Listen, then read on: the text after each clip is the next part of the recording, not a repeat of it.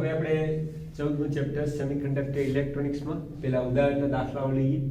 તો કે ઉદાહરણમાં બહુ ઓછા દાખલાઓ છે, બાકી બધા મોસ્ટ ઓફ થિયોરિટિકલ છે જે અગત્યના નથી અને બોર્ડમાં પણ કાઢી નાખેલા છે. તો પહેલો દાખલો આવશે 14.2. તો કે ધારો કે શુદ્ધ સિલિકોન સ્ફટિકમાં 5×10⁸ પરમાણુ પ્રતિ મીટર ક્યુબ છે. તેને 1 ppm ઘનતા સાથે આર્સેનિક વડે ડોપ કરવામાં આવે છે. એટલે કે શુદ્ધ સિલિકોન સ્ફટિકમાં આર્સેનિક અશુદ્ધિને ઉમેરવામાં આવે છે. તો ઇલેક્ટ્રોન અને હોલની સંખ્યા ગણો. હવે ઇન્ટ્રિન્સિક ચાર્જ કેરિયર એટલે કે ni નું મૂલ્ય આપણે આપેલું છે 5×10⁻16 પ્રતિ મીટર ક્યુબ. બરાબર છે મિત્રો?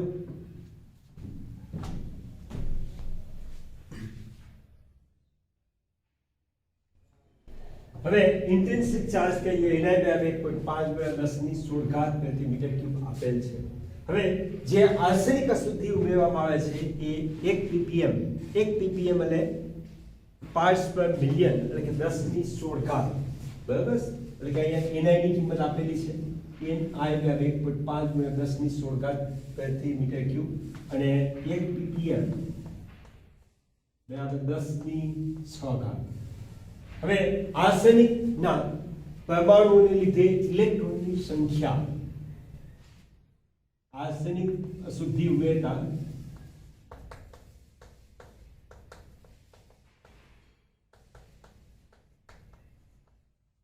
ઇલેક્ટ્રોનની સંખ્યા ઘનતા કેટલી થશે, જેને Nd અથવા Ne તરીકે પણ ઓળખવામાં આવે છે. Ne અથવા Nd કારણ કે ડોપિંગને કારણે મળતા ઇલેક્ટ્રોન છે, એટલે કે ડોનર ઇમ્પ્યુરિટી એટમ છે. એટલે Nd બરાબર 5×10⁻28 એ શુદ્ધ પરમાણુની સંખ્યા છે છેદમાં 10⁻6. એટલે આપણને મળશે 5×10⁻22 પ્રતિ મીટર ક્યુબ જે ઇલેક્ટ્રોનની સંખ્યા મળશે. આથી ડોપિંગને કારણે અથવા ડોપિંગને લીધે ઇલેક્ટ્રોનની સંખ્યા ઘનતા,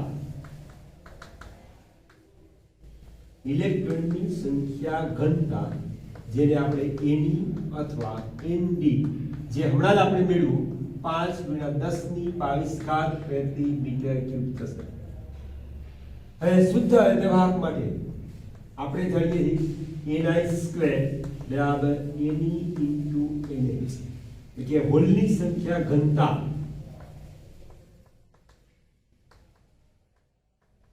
ઓકે Nh બરાબર ni²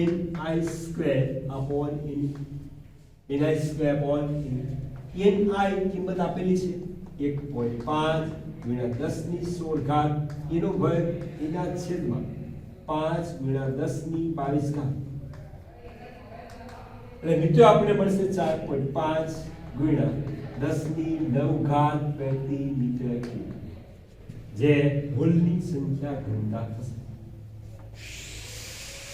ભાઈ છે મિત્રો આર્સેનિક એ ડોનર ઇમ્પ્યુરિટી એટમ છે, એટલે કે આર્સેનિક અશુદ્ધિ ઉમેરતા આપણે ઇલેક્ટ્રોન વધારા ઇલેક્ટ્રોન મળે છે. પરિણામે 1 ppm જેટલા આર્સેનિકનું પ્રમાણ ઉમેરવામાં આવે છે.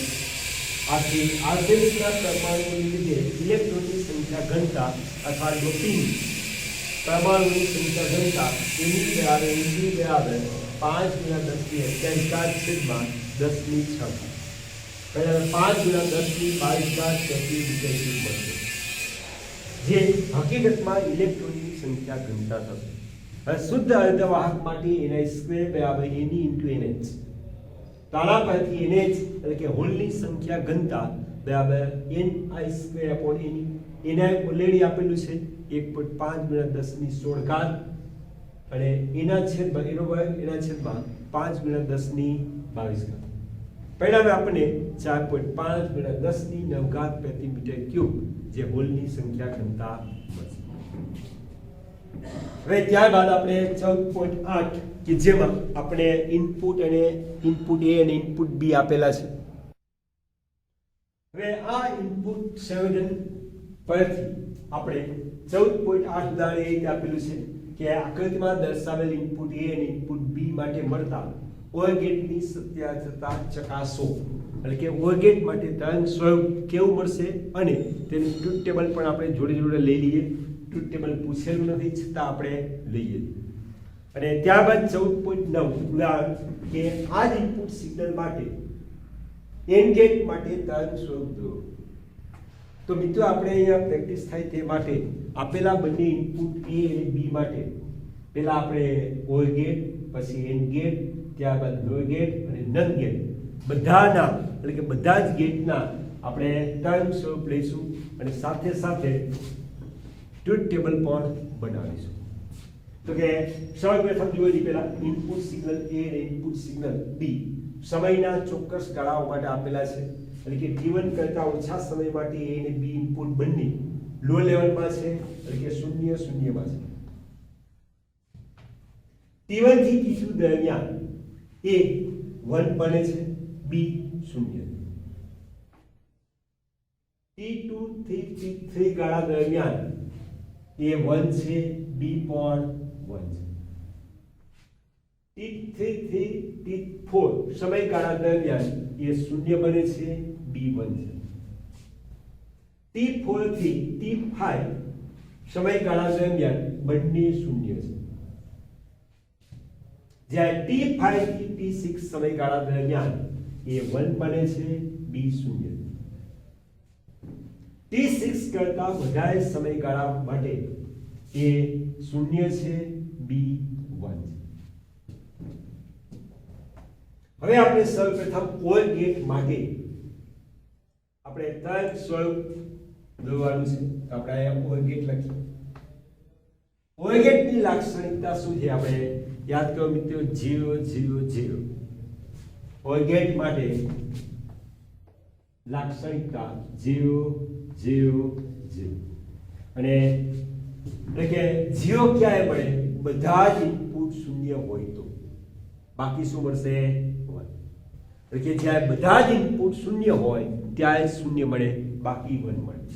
તો જુઓ મિત્રો, પહેલા આપણે અહીંયા 0 0, તો કે આઉટપુટ શું મળશે? 0. અહીંયા 1 0 તો 1, 1 1 તો પણ 1, 0 1 તો પણ 1, 0 0 ફરીથી 0, 1 0 1, 0 1 1. તો મિત્રો આપણે OR ગેટનું તરંગ સ્વરૂપ આવું મળશે.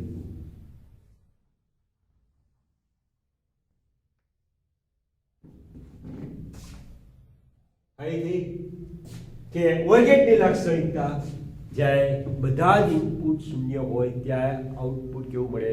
0. એટલે કે જ્યારે 0 બંને 0 હશે ઇનપુટ ત્યારે 0 મળશે. 0 0 0, 1 0 1, 1 1 1, 0 1 1, બંને 0 0, 1 0 1, 0 1 1. તો મિત્રો આ થયું આપણે કોણ તરંગ સ્વરૂપ? OR gate. આ જ પ્રમાણે AND ગેટ માટે આપણે જોઈએ. તો હવે આપણે લઈએ AND ગેટ.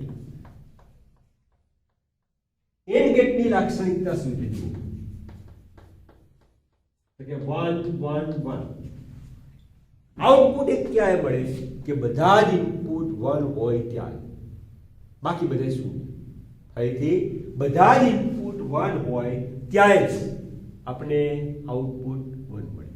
તો જુઓ મિત્રો, A અને B 0 છે, આથી 0, 1 અને 0. હવે t1 થી t2 સમયગાળા દરમિયાન A 1 આ 0 0.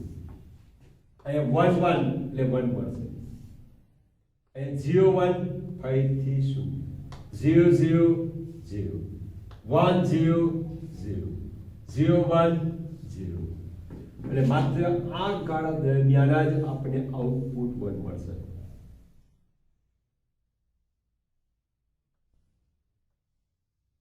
આ AND ગેટનું તરંગ સ્વરૂપ થયું. ઉપરનું જે હતું તે OR ગેટનું તરંગ સ્વરૂપ.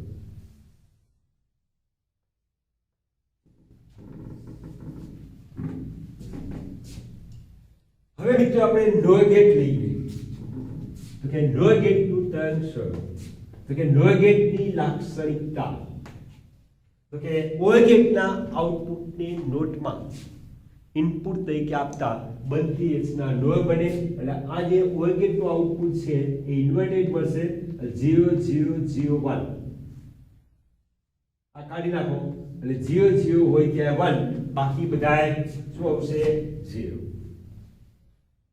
અથવા નોર ગેટ છે તે ઓર ગેટનું ઇન્વર્ટેડ છે એટલે ઓર ગેટનું જે તરંગ સ્વરૂપ હોય તેના નીચે પાડી નાખો એ તરંગ સ્વરૂપ કેવું બનશે ઓર ગેટ નોર ગેટ બરાબર તો જોઈ હવે જ્યાં 0 0 હશે ત્યાં 1 એટલે આ કેવું મળશે 1 આપણે નોર ગેટ માટે ચર્ચા કરીએ એટલે 1 કારણ કે બંને 0 1 1 તો કે 0 1 1 ફરીથી 0 0 1 તો કે 0 બંને 0 છે તો 1 રહે 1 0 ફરીથી 0 0 1 0 તો ઓર ગેટ જે હતું એના કરતા આપણને શું મળ્યું એટલે કે આની નીચે પાડી નાખો જે આકાર થશે તે આકાર કોણ થશે નોર ગેટ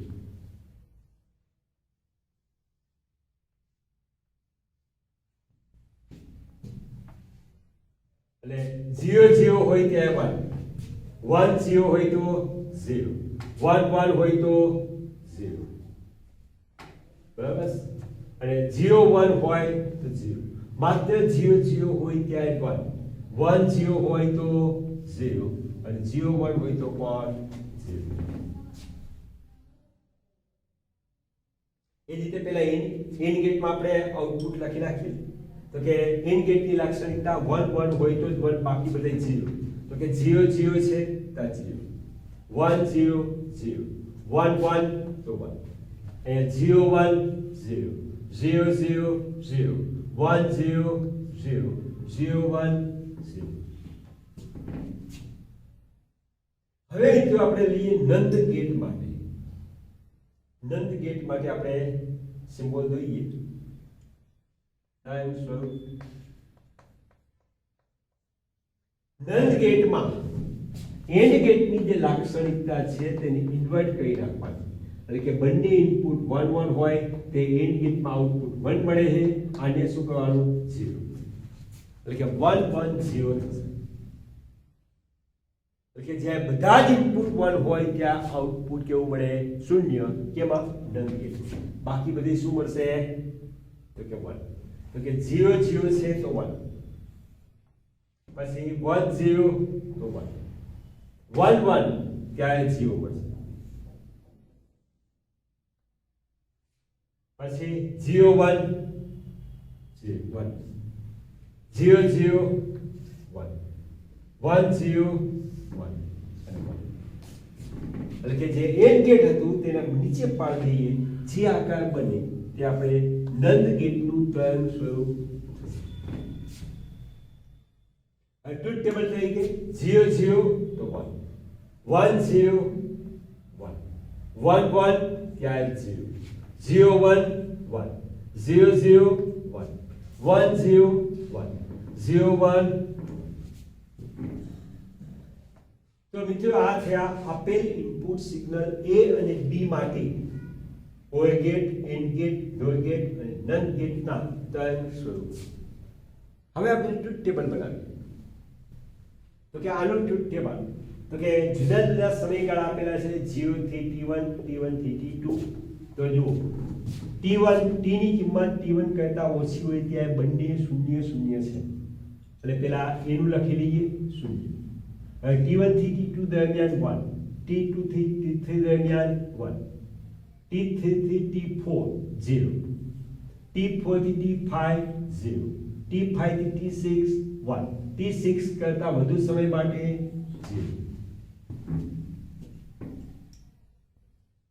હવે મિત્રો આપણે b માટે ઇનપુટ જોઈએ તો કે પેલા ગાળામાં t1 કરતા ઓછા સમય માટે 0 t1 થી t2 સમયગાળા દરમિયાન પણ 0 t2 થી t3 1 અહીંયા પણ 1 t4 થી t5 t6 0 0 અને t6 કરતા વધુ સમય માટે 1. તો હવે આપણે OR ગેટ માટેનું લખીએ. OR ગેટ માટે બુલિયન સમીકરણ શું છે? OR ગેટ માટે a plus b. ઓકે, અહીંયા OR ગેટ માટે બુલિયન સમીકરણ આવશે y બરાબર a plus b. તો OR ગેટની લાક્ષણિકતા જ્યારે શૂન્ય હોય ત્યારે શૂન્ય મળશે, બાકી બધે શું મળશે? 1. Okay, 0 0 0 1 0 1 1 1 1 0 1 1 0 0 0 1 0 1 0 1 1. Yes, I can do 0 1 1 1 પછી 0 1 1. હવે આ પ્રમાણે આપણે એન્ડ ગેટ માટે ટ્રુથ ટેબલ બનાવીએ. તો એન્ડ ગેટ એનું બુલિયન સમીકરણ y બરાબર a ડોટ b. y બરાબર a ડોટ. તો જો એન્ડ ગેટની લાક્ષણિકતા 1 1 1 એટલે કે જ્યારે બંને ઇનપુટ 1 હોય ત્યારે જ આઉટપુટ 1 મળે, તે સિવાય બધા કિસ્સામાં શૂન્ય. એટલે કે પેલા બાજુ બંને 0 0 0 1 0 0 1 1 1 0 1 0 0 0 0 1 0 0 0 1 0. માત્ર t3 t2 થી t3 સમય દરમિયાન જ 1 મળશે. જો t2 થી t3 સમય દરમિયાન, બાકી બધે 0. હવે આપણે લઈએ NOR ગેટ. તો NOR ગેટ માટે બુલિયન સમીકરણ OR કરતા ઇન્વર્ટેડ એટલે કે y બરાબર a plus b bar. y બરાબર a plus b બાર. તો એક આસાન રસ્તો આપણી પાસે આ છે, OR નું ઇન્વર્ટેડ કરી નાખો, અથવા આપણે લાક્ષણિકતા રાખો 0 0 હોય તો 1, બાકી બધાય 0. તો કે જુઓ 0 0 1 1 0 0 1 1 0 0 1 0 0 0 હોય તો 1 1 0 0 1 0 1 0. અને માત્ર બે શરૂઆતમાં અને વચ્ચે એક આવે છે t4 થી t5 સમયગાળા દરમિયાન મળશે, બાકી બધી શૂન્ય. આપણે ટ્રુથ ટેબલ આપણે લાક્ષણિકતા પરથી નક્કી કરીએ છીએ અથવા બુલિયન સમીકરણ પરથી. અને બુલિયન સમીકરણ પરથી OR ગેટનું ટ્રુથ ટેબલ છે, NOR નું તેના કરતા ઇન્વર્ટેડ આવે તો 0 છે તો 1 1 છે તો 0 1 છે તો 0 1 0 0 છે તો 1 1 છે તો 0 1 છે તો 0. આ જ પ્રમાણે નંદ ગેટ.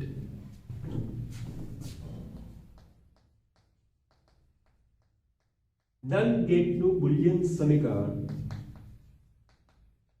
એન્ડ ગેટનું બુલિયન સમીકરણ વિથ બાર એટલે કે બાર સાથે y બરાબર a ડોટ b બાર. શેનો રસ્તો? એન્ડ ગેટ છે તેના આઉટપુટને ઇન્વર્ટ કરી નાખો. 0 છે તો 1 0 છે તો 1 1 છે તો 0 0 છે તો 1 0 છે તો 1 0 1 0 1. અથવા બીજું લાક્ષણિકતા બંને 1 1 હોય ત્યારે 0, બંને 1 1 હોય ત્યારે 0, બાકી બધે 1. યાદ રાખજો, બંને 1 1 હોય ત્યારે જ 0, અહીંયા એક જગ્યાએ 0, બાકી કોઈ 1 1 નથી, બાકી બધે 1. ફરીથી બંને જ્યારે 1 હોય ત્યારે 0, આ એક જ સમયગાળો એવો છે જ્યારે બંને 1 છે ત્યારે 0, બાકી બધા 1. તો મિત્રો આ હતા બંને ઉદાહરણ 14.8 અને 14.9, જેનું આપણે તર્ક સ્વરૂપ અને ટ્રુથ ટેબલ બંને આપેલા ઇનપુટ સિગ્નલ પરથી આપણે બંને માટે ટ્રુથ ટેબલ બનાવ્યું. હકીકતમાં 14.8 માત્ર OR ગેટ બતાવે છે અને 14.9 એન્ડ ગેટ માટે જ ચર્ચા કરવાની હતી, પરંતુ ગમે તે ગેટ પૂછી શકાય અથવા આપણા પ્રેક્ટિસ માટે લાક્ષણિકતાઓ અને બુલિયન સમીકરણ પરથી આપેલ જુદા જુદા ઇનપુટ માટે કેવી રીતે જુદા જુદા ગેટનું તરંગ સ્વરૂપ અથવા જુદા જુદા ગેટનું આઉટપુટ કેવા સ્વરૂપનું હશે અને ટ્રુથ ટેબલમાં પણ કેવું મળશે તેની આપણે ચર્ચા કરી. આ મિત્રો આપણી લાક્ષણિકતાઓ માત્ર યાદી માટે છે, આપણે કે જેની મદદથી આપણે ટ્રુથ ટેબલ બનાવ્યું છે. બરાબર, 14.8 અને 14.9